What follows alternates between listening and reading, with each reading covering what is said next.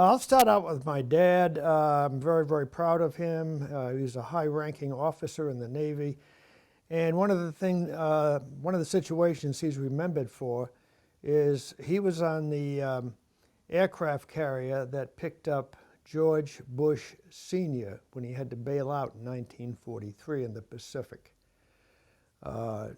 President Bush had spent 13 hours in the water until our ship was till my dad's ship was called to go to that spot and save him. And so we have a lot of history with that in our family. And my dad was a staunch military person and prompted me to get into the military as soon as I could while I was in college. I joined the National Guard. My military career is not really as exciting as my dad because I never saw any active duty. But I was just before the war, just before Vietnam, but I did get an awful lot out of my experience that I had in the military. First of all, I joined the National Guard in 1958 while I was in college, and after I graduated from college, I got into my reserve unit and got as far as PFC 3, and then I decided I wanted to do something with myself and progress.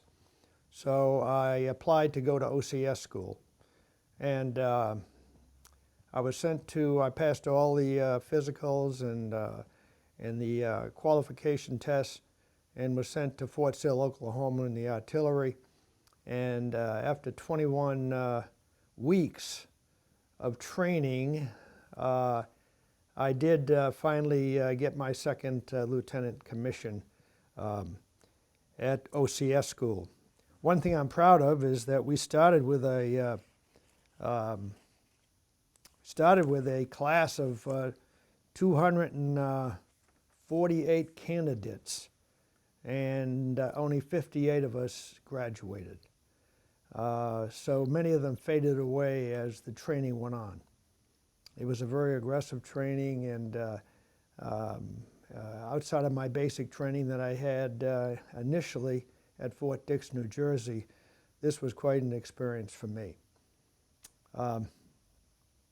After that, I had to pay my reserve duties, and I went back to my unit, and I had to go to summer camps every summer, and of course I had to go to monthly meetings, which is required, or was required at that time when you're in the reserves.